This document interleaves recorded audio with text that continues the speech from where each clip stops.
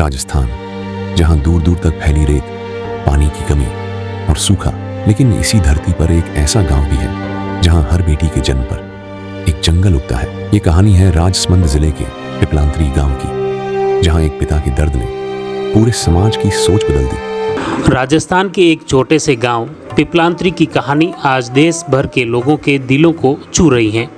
यह सिर्फ एक गांव नहीं बल्कि एक जीवंत मिसाल है पर्यावरण प्रेम, बेटी के सम्मान और जीवन को जीने के जज्बे की। इस परिवर्तन की नींव रखी पद्मश्री से सम्मानित श्याम सुंदर पालीवाल ने, जिनकी जिंदगी बेटी किरण के असमय निधन के बाद पूरी तरह बदल गई। पिपलांत्री ग्राम पंचायत लगभग 2000 हेक्टेयर में बसा हुआ है। यहाँ पर 6 राजस्व गांव है, 18 छोटी मोटी ढाणियाँ हैं और लगभग 4000 से के आसपास यहाँ की आबादी है। बड़ी संख्या में आदिवासी हैं, बड़े समाज के लोग हैं, कुमार, सुथार, लुहार, दर्जी, रबारी, राव, राजपूतों में बल्ला, कड़ेचा, ब्राह्मणों में पालीवाल, श्रीमाली और इस तरह के लोग यहाँ पर रहते हैं। आज से 40 साल पहले हमारे यहाँ का रोजगार का जरिया कृषि और मजदूरी, पर बाद में माइनिंग का काम शुरू हुआ तो लोगों को लगा कि नहीं वो हम सब लोग बस अब बहुत बड़ा रोजगार हमको मिलेगा, पर इसका बहुत बड़ा असर हुआ नहीं। माइनिंग हो गई, बहुत यौवन पर रही, जिसका नाम Guinness book of world record में भी दर्ज हुआ, पर वापस माइंस ढलने लगी, माइनिंग बंद होने लगी और लोगों को आदत पड़ गई कि नहीं हम बस मेरे पास इतना पैसा है, मेरे पास बाइक हो गई, मैंने अच्छा मकान बना लिया, पर कमाई का जरिया बंद हो गया। अब वापस लोगों को नए तरीके ढूंढने पड़ रहे हैं। वापस कई लोग दूसरे राज्यों में भी जाकर मजदूरी कर रहे हैं, कई लोग बाहर से आकर भी वापस पिपलांत्री में स्थापित हो रहे हैं, खेती करने लगे हैं, पशुपालन का काम करने लगे। तो ये परस्पर चल रहा है, आना और जाना। बहुत बड़ी संख्या में नील गायें आ गई, जंगली सूअर आ गए, मौसम की मार भी रही, बंदर आ गए और फिर लोगों को लगा कि नहीं खेती करने से तो नुकसान हो रहा है, कुछ मिल नहीं रहा है। खेती में बड़ी तपस्या करनी पड़ती है, मेहनत करनी पड़ती है, तो लोग वो उसको छोड़कर आराम से कैसे ट्रक लगाकर पैसे कमा सकते हैं या कोई खान में ठेका लेकर काम कर सकते हैं, तो इसकी तरफ ज़्यादा आकर्षित हुए और खेती को भूले। सरकार प्रशासन नकदी फसल की ओर लगातार प्रयास करती हैं कि किसान नकदी फसल अपनाए, जिससे जैसे सब्जियां हैं तो डेली उनके कमाई का जरिया बने। आज कल ये देखा जाता है कि मक्का, गेहूं की फसल से घर गुजारा नहीं चल सकता। ये बात सही है कि नकदी फसल से किसान के जेब में रोज़ पैसा आता है। जैसे किसान के घर में अगर दुधारू पशु है तो उस पशु का दूध बेचकर रोज़ पैसा आएगा। किसान के पास सब्जियां हैं, फलदार फल है, तो फिर रोज़ बेचकर वो पैसे कमाएगा और उसके ऊपर हम लोग काम कर रहे हैं। हमारा आने वाला समय उसी की वही है कि हम लोग दूध के ऊपर काम करेंगे और उसका काम शुरू हो गया है। हम लोग सब्जियों पर, फलदार पौधों पर काम कर रहे हैं। आने वाले समय में, या मैं मानता हूँ कि नज़दीक आ गया वो समय कि अब लोगों को इससे भी रोज़गार मिलेगा। हमने यहाँ पर एक तरीके सिस्टम से काम किया है कि सबसे पहले किसान के कुएं में पानी डालना, जल संरक्षण करके, फिर किसान को कृषि कनेक्शन करवाना, उसके कुएं तक जाने का रास्ता करना, फिर एक एपीओ बनाना जिससे उस एपीओ के माध्यम से लोगों को जोड़ा जा सके और लोगों की ट्रेनिंगें करवानी, लोगों को काम कैसे करना है, एक संगठन बना के किसानों का उस पर काम किया है। एक बड़ी सरकार की विभिन्न योजनाओं से एक बड़ी नर्सरी यहाँ पर बनाई है, पौधशाला, जहाँ पर गांव की महिलाएं और गांव के किसान पौधे तैयार करना, पौधों की कटिंग, ग्राफ्टिंग, शिफ्टिंग, ये सब यहाँ पर सीख रहे हैं। यहाँ पर मशरूम का काम भी शुरू हो गया है, वर्मी कंपोस्ट का काम भी शुरू हुआ है। तो ये काम धीरे धीरे आगे बढ़ रहा है और इसी से लोगों को गांव में रोका जा सकेगा। पिपलांत्री आत्मनिर्भरता की तरफ बढ़ रहा है और आने वाले समय में हमारी तो ये कोशिश रहेगी कि हम सरकार से कुछ भी नहीं मांगे। यहाँ के उत्पाद, यहाँ की व्यवस्थाएं इस गांव को आगे बढ़ाने में काम करेगी और पूरे देश में करना पड़ेगा। आप सब्सिडी से, आप सरकार की योजनाओं से कब तक चलेंगे? जब तक आप आत्मनिर्भर नहीं होंगे तब तक वो बहुत ज़्यादा फ़ायदा नहीं करेगा। तो हम कोशिश कर रहे हैं इस पर कि हमारा गांव आत्मनिर्भर हो, एक गांव हो, एक गांव के बाद एक पंचायत हो, एक जिला हो, और फिर देश में इसी तरह के काम चले। हमने एक पौधा बेटी के नाम पर लगाना तय किया।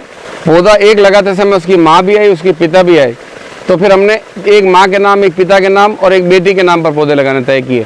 फिर ये लगा कि ज़मीनें बहुत बंजर है, इससे काम नहीं चलेगा, इन तीनों को जोड़ दो, एक एक एक, तो 111 हो गए। तो ये तय किया कि हर बेटी के नाम पर 111 पौधे लगाएंगे।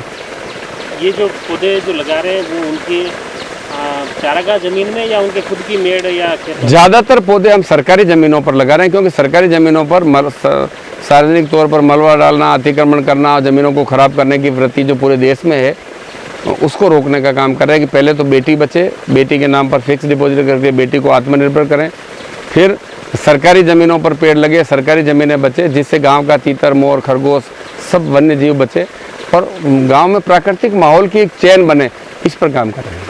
पिपलांत्री गांव के बारे में सभी लोग बहुत अच्छे से जानते हैं कि ये एक आदर्श गांव है, एक आदर्श पंचायत है। मैं जिला कलेक्टर राजसमंद जब 2008 में था, तब से मैं इस पंचायत के बारे में जानता हूँ, क्योंकि उस समय भी 2008 में भी ये पंचायत वो काम कर रही थी जो बाद में धीरे धीरे विभिन्न योजनाओं के माध्यम से अन्य पंचायतों ने बाद में करने शुरू किए। और जब भी इस पंचायत में आने का मौका मिलता है, यहाँ के काम देखने का मौका मिलता है, हर बार कुछ नया सीखने को मिलता है।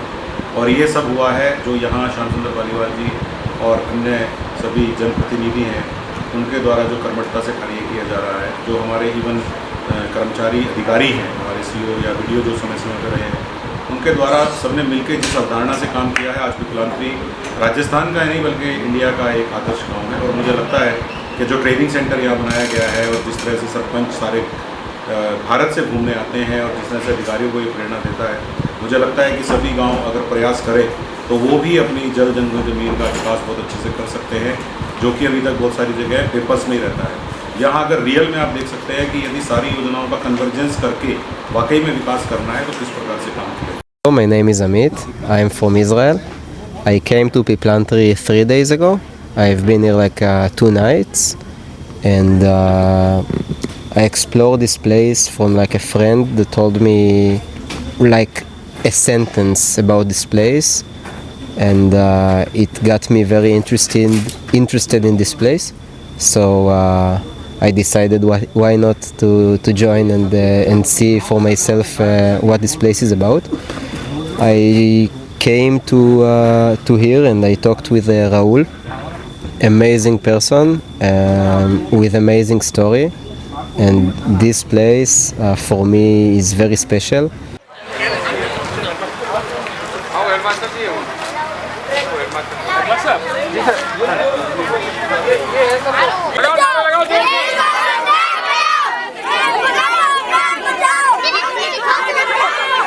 सबसे बड़ी बात यह है कि माइनिंग एरिया है, जहाँ बिल्कुल सूखी ज़मीन है, पानी नहीं, तो उस ज़मीनों में आज बड़ी संख्या में फल दिख रहे हैं। आप देखिए एप्पल भी यहाँ दिखता है, पपीता भी, अंजीर है, आम है, चीकू है, नींबू है, संतरा है, ये सब चीज़ें यहाँ पर होने लगी है। मतलब इसके परिणाम दीर्घकालीन है। दीर्घकालीन। अब ये चीज़ें इसलिए कि यहाँ का किसान देखता है कि अरे यहाँ पपीता हो सकता है, यहाँ अमरूद हो सकता है, अनार हो सकता है, चीकू हो सकता है, एप्पल हो सकता है, अंजीर हो सकता है, तो ये काम मेरे खेतों में क्यों नहीं हो सकता है।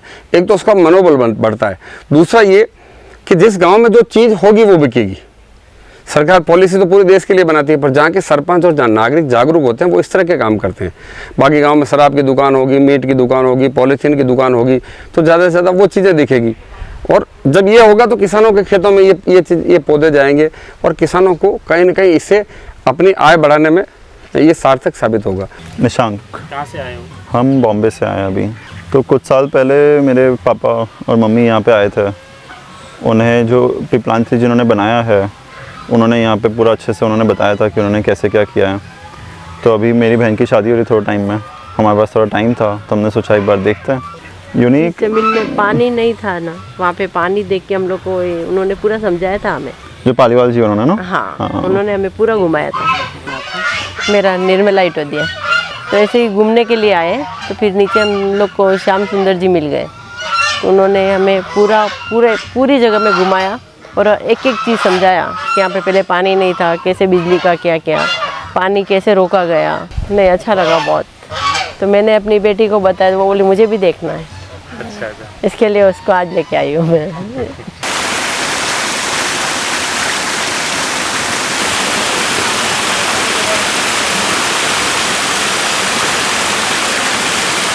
देखिए, मैंने अन्ना जी के गांव से सीखा है। रालेगंज सिद्धि गया था। राजस्थान के जितने भी शैक्षणिक भ्रमण होते थे किसानों के, सरपंचों के, वो रालेगंज सिद्धि होते थे। तो मैं भी सरपंच बनने के बाद वहाँ गया, रालेगंज सिद्धि गया, हिवरे बाज़ार गया, और वहाँ जाकर मैंने देखा कि ये काम तो किया जा सकता है। सीसी सड़कें, सामुदायिक भवन, ये तो PWD बनाएगी, और PWD को ही बनाना चाहिए। सरपंच का काम तो गाँव में जल संरक्षण, वृक्षारोपण और सरकार की जितनी योजनाएँ चलती है उसकी मॉनिटरिंग करने का होता है। तो रालेगंज सिद्धि से हम लोग सब सीखें, और पिपलांत्री से भी अच्छा काम अगर माने तो रालेगंज सिद्धि में हो रहा है। रालेगंज सिद्धि, और उससे सीखकर बहुत पंचायतें इस पर काम कर, अन्ना जी के गांव में। तो आप अन्ना हजारे से प्रेरित होकर इसमें कदम बढ़ाया या और कोई? ग्राम विकास पर मैंने अन्ना जी से प्रेरणा ली है। अन्ना जी ने जो गांव में काम किया है वो देखकर हम लोगों ने प्रेरणा ली, और अन्ना जी हमारे यहाँ आए हैं, आकर हमारा हौसला बढ़ाया उन्होंने। और आज अन्ना जी के गांव में कोई जाता है राजस्थान से तो वो ये कहते हैं कि पिपलांत्री जाकर देखो, पिपलांत्री में हमसे सीख कर हमारे लोग वहाँ पर काम कर रहे हैं। तो बड़ी प्रसन्नता होती है, मन में उत्साह पैदा होता है। दिक्कत ये आ रही है कि किसी न किसी सरकार की विभिन्न योजनाओं में किसी न किसी माध्यम से विकृति आ जाती है। सरपंच के माध्यम से जो काम होना चाहिए, सरपंच ये समझ गए हैं कि मेरा काम सिर्फ सीसी सड़क, सामुदायिक भवन और गाँव का मुखिया बन के रहना है। गांव सरपंचों ने ठेकेदारी के लाइसेंस ले लिए, उससे उनका स्वार्थ जग गया, और ये इसके पीछे मुख्य भूमिका रही ग्राम सेवकों की, सरकारी अधिकारियों की। तो मेरा ये मानना है कि गांव में जितने भी विकास के काम विभिन्न योजनाओं से चलते हैं, उन सब योजनाओं पर सरपंच मॉनिटरिंग करे, और सरपंच मॉनिटरिंग करके खुद काम करे। अब ये जंगल हमारे गांव में ग्राम पंचायत के लोगों ने और सरपंच ने तैयार किया है, तो इसको किसी भी कीमत पर कोई नुकसान नहीं पहुंचा सकता, ये भावना पैदा होती है। तो सरपंचों को तो इस पर काम करना ही पड़ेगा, और जल संरक्षण का काम सरपंचों को करना पड़ेगा। सरपंचों को ऐसी वार्षिक कार्य योजना और पंचवर्षीय योजनाएं बनानी पड़ेगी। आज हर कुएं पर कृषि कनेक्शन हो गया है, आज हर घर में नल से पानी आ रहा है, तो आवश्यकता बढ़ी है। जब आवश्यकता बढ़ी है तो फिर उस पर काम करना पड़ेगा, और जल संरक्षण के काम सरपंच को करवाने पड़ेंगे। गांव के लोगों के साथ बैठकर, ग्राम सभाओं से प्रस्ताव लेकर, ग्राम सभाओं से सुझाव लेकर ये काम करना पड़ेगा, और हम लोग इस पर काम कर रहे हैं। आपको लगता है पंचायत राज विभाग में या कोई भी सरकारी मशीनरी भ्रष्टाचार मुक्त हो सकती है? बहुत मुश्किल काम है ये, बहुत मुश्किल काम है, क्योंकि जैसे जैसे 2 लोग तैयार हुए तो 10 लोग ऐसे तैयार हो जाते हैं जो सिर्फ पैसा कमाने पर काम करते हैं। इस पर बहुत बड़ी ये हमारे लिए बहुत बड़ा चैलेंज है। देखिए, सबसे बड़ी बात तो ये कि ये बहुत बड़ा माइनिंग एरिया है, जहाँ पर बड़ा खनन होता है वहाँ पर बड़े नुकसान होते हैं। पानी ज़मीन में से सूख गया, हम ट्यूबवेल खोदते थे 700, 800, 900 फीट, 1000 फीट के बोर खुदे हैं, और उसमें से जो कम पानी आया, थोड़ा बहुत भी पानी आया, वो इतना भारी पानी था कि वो पी नहीं सकते, उसके नीचे परत जम जाती थी बर्तनों में। आज जल संरक्षण के कामों की 20 साल की मेहनत की वजह से 20 साल में यहाँ का जल स्तर 15-20 फीट पर आ गया है। ये सबसे बड़ी उपलब्धि है। उसके बाद पेड़ विहीन गांव हो गया था, आज देखिए अब बड़ी संख्या में नीम, शीशम, बरगद, पीपल, आम और यहाँ तक चंदन के जंगल खड़े हो रहे हैं। सबसे बड़ी बात है कि हमारे गांव के लोगों ने ग्राम विकास की परिभाषा को समझा है। गांव में लिंगानुपात बराबर होना चाहिए, इसलिए बेटियों के नाम पर पेड़ लगाना, बेटियों को आत्मनिर्भर करना और बेटियों को आगे बढ़ाने का काम करेंगे। और फिर बेटियों के नाम पर लगाए गए पेड़, जो पौधे, जो पेड़ बन रहे हैं, उन पर बेटियां राखी बांधकर मैसेज देगी कि नहीं, ये जन्मदिन मेरे जन्मदिन पर लगाया है और इसको किसी हर हाल में मैं इसकी सुरक्षा करूंगी, इसका बचाव करूंगी। देखिए, माइनिंग एरिया से जो बड़ा नुकसान हुआ है, हमने कुछ खान वालों से भी बात की कि रात दिन आपके खिलाफ शिकायतें होती है, आप भी परेशान होते हो, हम भी परेशान होते हैं। हमने आरके मार्बल से बात की और सबसे पहले आरके मार्बल सकारात्मक रूप में हमारे सामने आया। सरकार की योजनाओं से हमने काम, मजदूर हमें उपलब्ध हो गए, पौधे आरके मार्बल ने दिए। जहाँ मिट्टी की ज़रूरत थी, हमने उन लोगों से मांगे कि आप मिट्टी की व्यवस्था करो, तो बड़ी संख्या में वो अलग अलग जगह से अपनी बड़ी मशीनरी से मिट्टी लाकर हमारे यहाँ डाली और लगातार सहयोग करते हैं। तो सरकार की विभिन्न योजनाओं को हमने जन सहभागिता और दानदाताओं से जोड़ा है। तो जन सहभागिता में वो लोग भी आ गए जो माइनिंग करते हैं, आरके मार्बल है या अन्य लोग हैं, तो जिससे जितना बन पड़ता है वो सहयोग करते हैं और उसको हम सरकार की योजनाओं से जोड़कर एक बड़ा रूप देने का काम कर रहे हैं। मेरा नारा रहा है कि लोगों को प्राकृतिक आधारित रोजगार ही जीवित रखेगा और आगे बढ़ाएगा और इस सृष्टि को भी फायदा पहुंचाएगा। प्राकृतिक आधारित रोजगार, जैसे घर में किसान के कुएं में पानी होगा तो फिर हरा घास बोएगा, सब्जियां बोएगा, फलदार पौधे लगाएगा, दूध बेचेगा, परिवार का कुपोषण मिटेगा। प्राकृतिक खेती करके किसान अच्छे दामों में गेहूं बेचेगा। हमारे यहाँ किसानों ने 10-10 हज़ार रुपये कुंटल के गेहूं बेचे हैं, प्राकृतिक गेहूं, जो पुराने समय में जो गेहूं आते थे फार्मी गेहूं, वो बेचे। नहीं, सरकार से एक्स्ट्रा फंड तो नहीं मिला, लेकिन जो सरकारी योजनाओं के जो भी फंड मिले उनको 100% हमने अपनी धरातल पे उतारा और सरकार की योजनाओं से ही हमने पिपलांत्री को इतने आगे बढ़ाया है। जो सरकार की जो भी योजनाएं थी, नीतियाँ थी, सब हमने लागू करके और वही उसी को आगे बढ़ा के ये काम किया। इसीलिए आज पिपलांत्री इतना आगे पहुंचा है और हम चाहते हैं कि सरकार की जो भी नई नई योजना है उससे गांव वालों को फ़ायदा मिले।